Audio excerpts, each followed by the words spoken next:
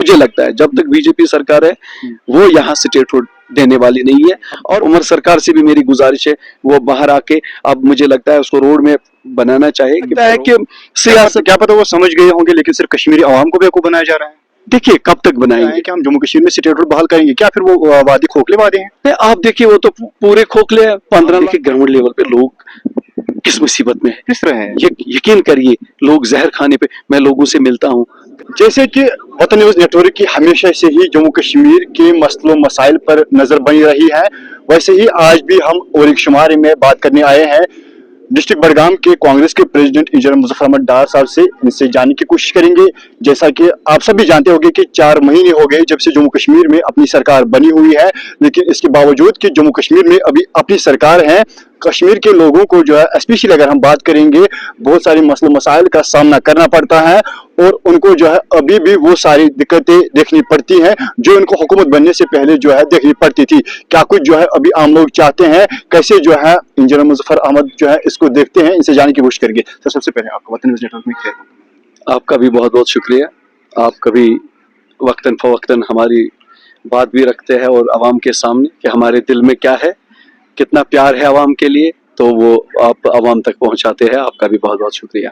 तो जानने की कोशिश करेंगे जिस तरीके से 4 महीने हो गए जब से जम्मू कश्मीर में नेशनल कॉन्फ्रेंस की सरकार बनी हुई है, यहाँ पर तवक्कात रखे जा रहे थे नेशनल कॉन्फ्रेंस से, उनके लीडर से, वो तवक्कात जो है शायद लोगों के जब अब दिन ब दिन जो है लोगों को तसल्ली होती जा रही है। देखिए लोगों में बहुत उत्साह था कि यहाँ अपनी सरकार आएगी और वो दूध की नदियां बहेगी, लेकिन ये पहले ही पता था कि मतलब जो यहाँ बीजेपी है, क्योंकि सेंटर तो ये तो यूटी है और यूटी से तो कंट्रोल तो डायरेक्ट तो यूटी को सेंटर ही करता है, तो ये तो पहले ही मतलब एक्सपेक्ट ही था कि मतलब सेंटर तो कुछ करने नहीं देंगे। लेकिन आम लोग ये सोचते थे कि पता नहीं कहीं ना कहीं कुछ ना कुछ करेंगे यहाँ की पार्टी अगर ये बहुमत में आई, लेकिन बहुमत में भी आ गई। और लेकिन अभी तक जो एक्सपेक्टेशंस बहुत लोगों के हैं, जिसमें सबसे बड़ा मसला है यहाँ का बेरोजगारी का, और मुझे लगता है वो कभी हल होने वाला नहीं है जब तक बीजेपी है। नंबर 1। नंबर 2 जो यहाँ बिजली का सबसे बड़ा मुद्दा है, बिजली का बहुत बड़ा मसला है यहाँ। तो बिजली आप देखिए टैरिफ कहाँ से कहाँ पहुंचा, जो बिजली बिलें आती है वो बहुत ज्यादा आती है, और एक जो गरीब लोग है, एक आदमी जो दिन को कुछ कमाता नहीं है लेकिन बिल 2000 तक आ ही जाती है, तो ये बहुत नाइंसाफी है। इसके लिए तो काम करना होगा। अगर देखिए ये तो डबल सरकार है, डबल इंजन है, डबल इंजन में कोई काम होने वाला नहीं है, लिख के ले लो आप। और रही बात जो कमिटमेंट की थी यहाँ बीजेपी वालों ने, जो हम कांग्रेस पार्टी पहले ही दिन से, और जब से यहाँ आर्टिकल का खात्मा हो कि हम तो स्टेटहुड की मांग कर रहे हैं पहले से ही। हम तो कह रहे हैं कि पहले, क्योंकि बीजेपी ने भी ये कमिटमेंट की है, यहाँ के आवाम के साथ भी कमिटमेंट की है कि हम स्टेटहुड बहाल करेंगे। लेकिन देखिए कहने और करने में बहुत अंतर होता है।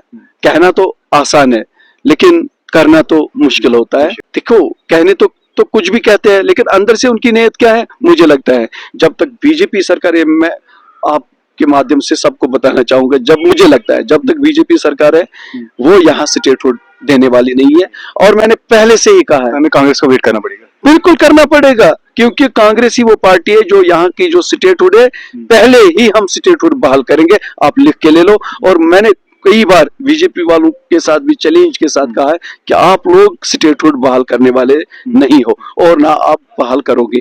तो फिर बड़ी बड़ी नेताओं की तरफ से जो आश्वासन दिए गए, चाहे हम प्राइम मिनिस्टर की बात करेंगे, चाहे हम होम मिनिस्टर की बात करेंगे, वो वक्तन फोक्तन कहते आए हैं कि हम जम्मू कश्मीर में स्टेटहुड बहाल करेंगे। क्या फिर वो वादे खोखले वादे हैं? आप देखिए वो तो पूरे खोखले हैं। 15 लाख तो खोखला वादा नहीं था, 15 लाख आए आपके अकाउंट में।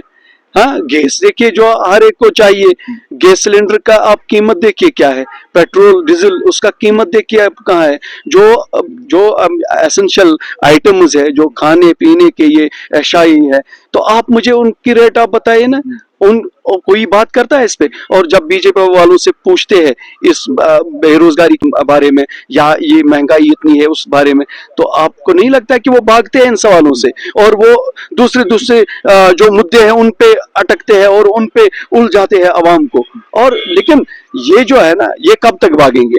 और आप लिख लीजिए, मैं चैलेंज के साथ कह रहा हूँ, अभी हमारे देश में वो मतलब ऐसी सिचुएशन पैदा हुई है कि इन्होंने सोचा था कि हम जो कॉन्स्टिट्यूशन है उसको हम रोन देंगे, लेकिन कांग्रेस ने एक बड़ा काम किया कि इनको रोंदने नहीं दिया उसको, और हम उसकी इज्जत करते हैं और हम कॉन्स्टिट्यूशन की हिफाजत मरते दम तक करेंगे। और कांग्रेस ही वो पार्टी है जिसने हमेशा यहाँ के अवाम, चाहे कश्मीर या हिंदुस्तान की आवाम, उनके जो जज्बात है उन्हें समझा और उनके जज्बातों पे जो लोग चाहते हैं, जिस तरीके से चाहते हैं उसी तरीके से सरकार चलाते हैं।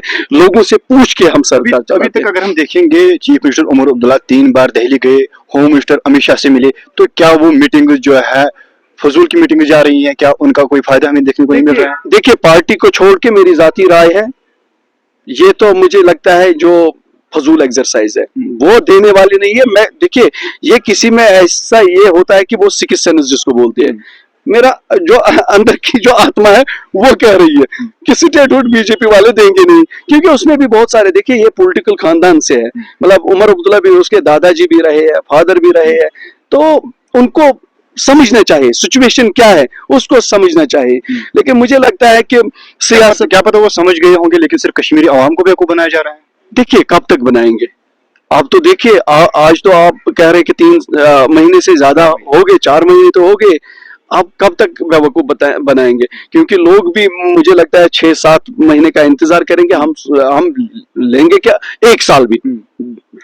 जब से हुकूमत बनी है तब से लेके लोग सेंसिबल बन गए हैं, समझेंगे नहीं यार, बिल्कुल समझते हैं, हर कोई बात लोग समझते हैं और जानते भी है क्या होने वाला है, वो भी जानते हैं। क्योंकि मुझे लगता है जितना एक्सपीरियंस्ड कश्मीरी है उतना मुझे लगता है वर्ल्ड में, क्योंकि हमने ऐसे ऐसे चीजें झेली है यहाँ पे जो मुझे लगता है वर्ल्ड में किसी ने झेली नहीं होगी, चाहे मिल्टन सी हो, चाहे और कोई, चाहे यही आर्टिकल 3, कोई पीरियड हमने देखा है बहुत।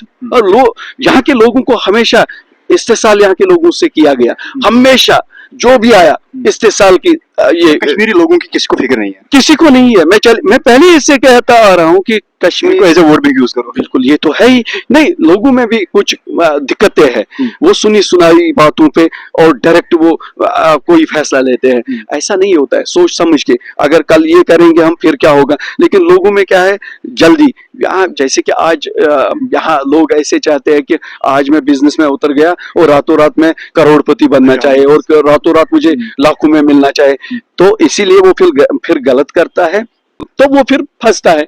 तो इसीलिए मुझे लगता है जो अच्छी वे होती है, जो अच्छा रास्ता होता है, वो तो आखिर अच्छे जगह पे ही पहुंचा देती है। लेकिन नीति से काम होना चाहिए और सच्ची बात हमेशा करनी चाहिए, चाहे कुछ भी हो। तो जो भी बात हो, चाहे उमर अब्दुल्ला साहब और जो हमारे गृह मंत्री वहां बैठे थे, तो उनके दरमियान क्या बात हुई वो सच बोलना चाहिए, आवाम के सामने रखना चाहिए। लेकिन हम भी कोशिश कर रहे हैं कि जो स्टेटहुड है वो जल्द जल्द मिलना चाहिए, और तब तक हम बाहर से ही सपोर्ट कर रहे हैं, हम तो कोलिशन में शामिल है, लेकिन तब तक हम कोई मंत्रालय में नहीं जाएंगे जब तक हमें स्टेटहुड नहीं मिलेगा। क्योंकि ये तो देखिए, ये तो फजूल है। मुझे लगता है चेयरमैन जो म्युनिसिपल का या 5 सरपंच, उनको तो इससे ज्यादा पावर्स है, तो मुझे लगता है सही नहीं है। और मुझे लगता है स्ट्रगल बहुत करना पड़ेगा चीफ मिनिस्टर को, उमर अब्दुल्ला साहब को बहुत स्ट्रगल करना पड़ेगा, और उसके लिए मुझे लगता है आज से ही उसको रोड में बनाना चाहिए, लोगों के सामने रखना चाहिए, और मुझे लगता है इसके लिए उसको बहुत स्ट्रगल करनी होगी और रोड सड़कों पे आना पड़ेगा। मुझे लगता है तब जाके कुछ होगा, ऐसे तो बात नहीं बनेगी। ये जो बाकी थूक परोटे हैं ये नहीं चलेंगे। वही अगर हम देखेंगे, जो नेशनल कॉन्फ्रेंस की अपनी पार्टी है, जो उनका मैनिफेस्टो था, मैनिफेस्टो में उन्होंने जो है बहुत सारे वादे किए थे, जिसमें ये भी था कि जब हम हुकूमत में आएंगे सबसे पहले जो है हम लोगों को जॉब्स देंगे। लेकिन कहाँ वो जॉब्स नजर आ रहे हैं? कि देखिए, है हर कोई मैनिफेस्टो में बोलता है, जैसे मैंने अभी कहा कि हमारे मतलब उन्होंने कहा था 15 लाख, बीजेपी ने बोला था 15 लाख अकाउंट में जाएगा, तो कहाँ है? तो मैनिफेस्टो में बोलते। लेकिन आप सर्च करिए गूगल पे, आप जहां पे देखेंगे कांग्रेस ने जहां हमारी सरकारें हैं, अगर आप वहां देखेंगे जो हमने मैनिफेस्टो में लिखा था, जो हमने बोला था कैंपेन के दौरान, आप देखिए पहले 6 महीनों में, जो पहले 6 महीने रहते हैं उसी में हम उसको फुलफिल करते हैं। और आप वो देखिए ना, वो प्रैक्टिकल है हमारा। और बीजेपी का प्रैक्टिकल 15 लाख देखिए, अडानी वादे अंबानी बहुत। देखिए। अभी क्या है, गरीब लोग मेहनत कर रहे हैं, लेकिन ये जो खून जा रहा है, चूस रहे हैं गरीब लोगों को, ये तो अडानी और अंबानी, इन्हीं कुछ जो बड़े लोग हैं उनके खाते में जाता है। बाकी गरीब लोग, गरीब का आप देखिए चावल की रेट, आप देखिए सरसों का तेल, हर कोई आइटम आप यहाँ देखिए। नमकीन चाय ज्यादा पीते हैं, नमकीन चाय कहाँ पहुंची है, नमक कहाँ पहुंचा है, किस मुसीबत से गुजर रहे हैं, कैसे कैसे मुसीबतें झेल रहे हैं। और मुझे लगता है इसके लिए हमें प्रैक्टिकल रहना पड़ेगा। और प्रैक्टिकल क्या है कि हमें सड़कों पे आना पड़ेगा। इसके बाद अगर कुछ ऐसी बात नहीं बनेगी, उसके लिए भी नेशनल कॉन्फ्रेंस को और उमर सरकार को रेडी रहना पड़ेगा। उमर सरकार की बात हो रही है, वही हम अगर चीफ मिनिस्टर उमर अब्दुल्ला की पर्सनली बात करेंगे। रिसेंटली उन्होंने एक पोस्ट किया अपने इंस्टाग्राम पे, अपने सोशल मीडिया हैंडल्स पे। उन्होंने बताया कि जो एसपीओज है मैं उनको हाई करूंगा, लेकिन कुछ मिनट इसके बाद उसने वो पोस्ट डिलीट किया और बोला कि मेरा सोशल मीडिया मैनेजर था उसी ने पोस्ट किया। पहले जो पोस्ट था उसमें बताया गया था कि एसपीओ जो है उनको हाइक हो जाएगा 6 से 12, 12 से 18। लेकिन क्या आपको नहीं लगता है कि ये उनकी फीलिंग्स के साथ खेलना है? नहीं देखिए, ये शर्मनाक बात है। पहली मतलब एक्स पे ये आना, ट्विटर पे ये आना, ये सही नहीं है। और ये तो बिल्कुल उनके जज्बातों के खिलाफ है, और ये जज्बातों के साथ खेलने के मुतराद है। लेकिन ऐसा नहीं होना चाहिए था। और अगर कुछ हुआ है, गलती हुई है, उसका भी तरीकेकार होता है। सामने आना था, प्रेस कॉन्फ्रेंस करके उनसे माफी मांगनी थी कि ऐसा ऐसा हुआ है, तो ऐसा आइंदा नहीं होगा कि गलती से ऐसा। लेकिन ये थोड़ी ऐसा कोई चीज है जो आपके मोबाइल में रेडी है, रेडी करने में भी उसको आधा घंटा 1 घंटा लगा होगा। और उस टाइम क्या दिमाग में चल रहा होगा वो तो वो जाने। लेकिन फिर वो बना के वो अपलोड करना, उसमें भी टाइम लगता है। जब वो अपलोड हुआ पोस्ट, वो टाइम पर वहीं पे रहा, उसके बाद डिलीट हुआ। हम भी आईटी सेक्टर से बहुत कुछ जानते हैं। ऐसा नहीं है, इंफॉर्मेशन टेक्नोलॉजी जो है हम बहुत कुछ जानते हैं। ऐसा नहीं, हमारे मुंह में भी जबान है, ऐसा नहीं कि हम नहीं बोल सकते। हमारे पास भी ऐसे ऐसे बड़े मिसाइल है, हम भी फेंक सकते हैं। लेकिन अभी तो हम वेट कर रहे हैं। तो हम कह रहे हैं कि लोगों के जज्बात के साथ खेला न जाए, चाहे कोई भी हो, चाहे बीजेपी हो या और कोई सरकार हो। मेरी जात कभी लोगों के साथ, इनको उनके जज्बातों के साथ खेलने नहीं देंगे। हम अपनी जान देंगे, खून का एक एक कतरा निशावर करेंगे लोगों के लिए। तो क्योंकि इन्होंने ही लोगों को खराब किया। जो भी आता है कुर्सी पे बैठ के, फिर नजर वैसी ही रहनी चाहिए। मुझे लगता है नजर तो बदल जाती है। और मुझे लगता है कि प्रैक्टिकल रहना चाहिए हमेशा। जो मैं बार बार बात कर रहा हूं कि आप प्रैक्टिकल रहे, प्रैक्टिकल से ही बात बनेगी। और आपको बहुत स्ट्रगल करना पड़ेगा। और आप लोगों को, यहाँ भी मैं कह रहा हूँ हर एक से, कि लोगों को उलझाइए मत। जैसे बीजेपी वाले उलझाते हैं लोगों को, तो आप उलझाइए मत लोगों को। लोग समझते हैं, लोग चालाक है। और आप अपने औकात पे आइए, काम करिए। कोई भी सोशल एक्टिविस्ट हो, कोई भी हो, किसी और पार्टी से क्यों ना हो, मैं सबसे गुजारिश करना चाहूंगा कि वो सिंसियर रहे, सिंसियरिटी के साथ काम करे। लगता है कि मतलब ये ठीक नहीं है। और इससे जो मिल्टन से रिलेटेड ये है कि बीजेपी के दौरान मुझे लगता है वो 1989 का, फिर से 91 का वो जमाना याद आता है। क्योंकि इतनी बेगुनाह लोग आज भी मरे जा रहे हैं, जिसके हमने रिसेंटली कुलगाम में देखा। मुझे वैसे ही बहुत सारे वाकयात हैं। जम्मू में मिल्टन सी थी नहीं, आज आप वहां का खाता खोलिए ना, आप देखिए जब से बीजेपी आई है तो मुझे लगता है ट्रांसफर मिल्टन सी वहां हुई है। तो ऐसी चीजों से, ये ऐसी चीजें कब होती है, कहाँ होती है? जब नाइंसाफी होती है। अगर आप जस्टिस नहीं कर पाओगे तो आप कभी अमन का मत सोचिए। फरेब मत दे दो लोगों को, और बार बार झूठ मत बोलो, बार बार मजहबी सियासत ये कार्ड खेलते हो, ये मत खेलिए, ये मत खेलिए। मजहब और सियासत ये अलग है। आप कुछ लोग ये जानते हैं, समझते हैं कि एक जो सियासत है ये एक मान ले इबादत है, ये मान लीजिए इबादत है। तो लेकिन वो बहुत कम लोग हैं जो इसको वाकई में इबादत समझते हैं।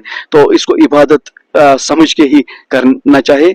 तो मुझे लगता है लोगों को झूठ मत बोलिए, ज्यादा लोगों के लिए कुछ करिए। आप देखिए ग्राउंड लेवल पे लोग किस मुसीबत में है, किस तरह है। यकीन करिए, लोग जहर खाने पे, मैं लोगों से मिलता हूँ, घर जाके मिलता हूँ। अब ये नहीं मैं हमेशा मीडिया में आ जाऊं, मैं यहाँ गया वहां गया, ऐसे भी सिक्योरिटीज होते हैं, क्या बताऊं मैं।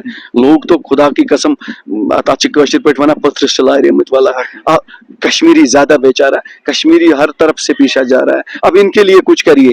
अब उमर सरकार से भी मेरी गुजारिश है, वो बाहर आके, अब मुझे लगता है उसको रोड में बनाना चाहिए कि बाहर आके अब उसको लड़ना होगा, बस तो तब जाके कुछ होगा, अदरवाइज कुछ नहीं होगा। Thank you sir. जैसा कि हम देख रहे हैं, जब से नेशनल कॉन्फ्रेंस की हुकूमत बन रही है तब से वो लगातार क्रिटिसिज्म का शिकार हो रही है। चाहे हम पीडीपी की बात करेंगे, चाहे हम अपनी पार्टी की बात करेंगे, हर किसी पार्टी की तरफ से जो है उन पे इल्जामात लगाए जा रहे हैं कि जो भी इन्होंने वादे किए थे वो वादे निभाने में जो है ये फेल हो गए हैं। तो इनको जल्द से जल्द जो है या तो सरेंडर करना चाहिए या लोगों को ऐसा रोड मैप देना चाहिए जिसपे लोग फिर से इन पे जो है एक बार भरोसा करें। भरोसे से याद आया, कश्मीरी जो है बहुत अरसे से ऐसी पार्टियों पे जो है भरोसा करते आई है, लेकिन फिर से एक बार अवाम जो है इन लोगों से, इन नेताओं से, इन सियासी लीडरान से अब अपना भरोसा खो रहे हैं। क्या कश्मीर का मुस्तकबिल कभी सुधरेगा? क्या कश्मीर को इंसाफ मिलेगा? क्या कश्मीरी नेताओं को जो है कभी ये एहसास होगा कि जिन लोगों से वो वोट मांगते हैं उनके लिए क्या करना चाहेगा?